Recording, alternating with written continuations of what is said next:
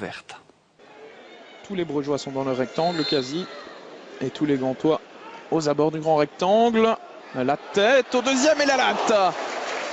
La latte qui repousse cette tête d'Alphaba. Encore une fois, ce sont les défenseurs centraux qui étaient venus porter le danger là sur cette phase arrêtée. On repart du côté gantois.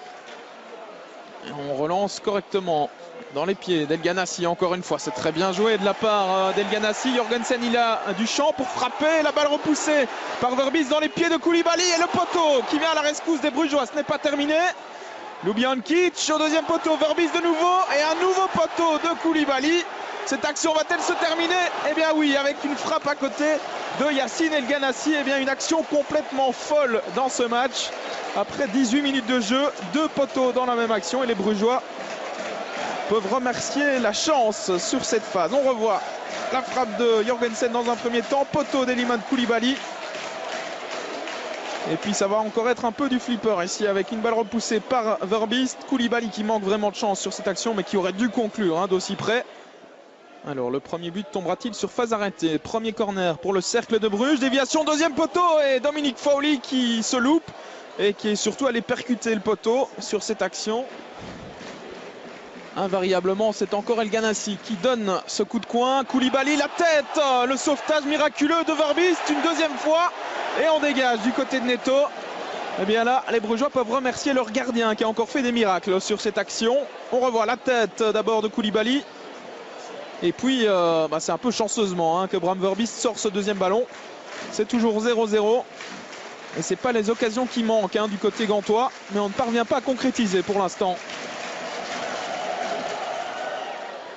Nouveau coup de coin, El Ganassi dans le paquet, ballon repoussé par Bram Verbis, pardon, le but non, c'est sauvé de la tête par Vian sur la ligne. Eh bien décidément, ce ballon ne rentrera pas sans doute pour les Gantois, en tout cas pas dans cette première période, si ça continue comme cela. Alors, on va revoir une nouvelle fois cette action avec la frappe manquée par Arzo. Et c'est Alphaba qui avait frappé sur... le crâne finalement de Denis Vian. A priori le ballon n'est pas rentré. Les Gantois qui reprennent la possession du ballon. Baric avec Smolders qui a un peu d'espace devant lui. Il va tenter de trouver El Ganassi. Voilà qui est fait. El Ganassi à toute vitesse avec Rudy qui revient dans son dos. Le centre extérieur pied d'El Ganassi et Vian qui se trouve. Et c'est encore une fois Bram Verbis qui est là pour sauver les meubles véritablement. El Ganassi face à lui, Rudy. La passe en retrait d'El Ganassi qui reste disponible pour Marco Soler. Retour avec le Diable Rouge. Attention, El Ganassi, la frappe, ça ne passe pas loin, c'était bien tenté. Là, il tente, il ose, il provoque El Ganassi. Il fait un bon match dans l'ensemble pour l'instant. Vaneno dans le rectangle. Face à lui, il y a Mario Baric. Les crochets de Vaneno, la passe elle est bien jouée, elle était belle et le poteau avec Fowley, nouveau poteau. Et c'est Rudy maintenant qui va peut-être pouvoir frapper, qui glisse une nouvelle fois. Eh bien, décidément, il devrait changer de pneu, le Portugais. Et décidément, dans ce but, on a des actions complètement folles. Un premier poteau, Fowley qui se jette, deuxième poteau pour sauver Frank Books. Et puis Rudy là qui ne parvient pas à frapper, qui glisse. Coup de coin d'El Ganassi. Premier poteau avec la frappe de Nahayo et une nouvelle parade 5 étoiles véritablement de Bram Verbis. Ce gardien il fait un début de championnat tonitruant véritablement.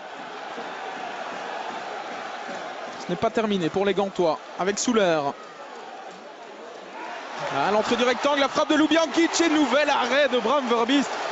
Eh bien, on va pouvoir lui ériger une statue du côté de Bruges dès cette première journée de championnat parce que le gardien du cercle est véritablement en train de faire le match de sa vie aujourd'hui. Regardez cet arrêt du bout des doigts ou du bout du pied, encore une fois. Et Marco Soler qui perd le ballon au profit de Rudy qui est reparti dans ses dribbles. Alors, est-ce qu'il va tenir droit sur ses jambes cette fois-ci? Oui. Rudy, la passe elle est magnifique. Christophe Dan pour le premier but, il est accroché. Et que dit Monsieur Verweken? C'est un penalty. Penalty pour le cercle de Bruges. Eh bien, il va falloir revoir cette action parce que j'ai quand même l'impression que Christophe Dan est tombé à contre-temps dans cette action. Carte jaune par la même occasion pour Nahayo qui va être exclu. Voilà la première carte rouge des Gantois cette saison. Elle est pour Nahayo qui avait reçu une carte jaune après 17 minutes de jeu. Et pas de doute dans le regard de Monsieur Verweken. On va revoir ça avec Christophe Dan qui glisse véritablement tout seul.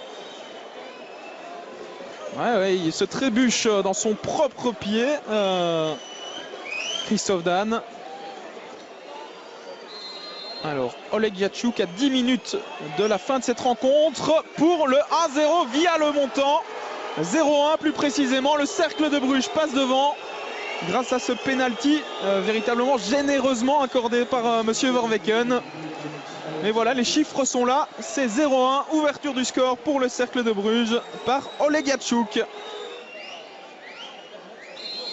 Et c'est la fin de ce Gantois Cercle de Bruges. Victoire du Cercle 0-1. Du côté brugeois, on se satisfera évidemment de ces 3 points arrachés grâce notamment à un exceptionnel Bram Verbiest dans les buts.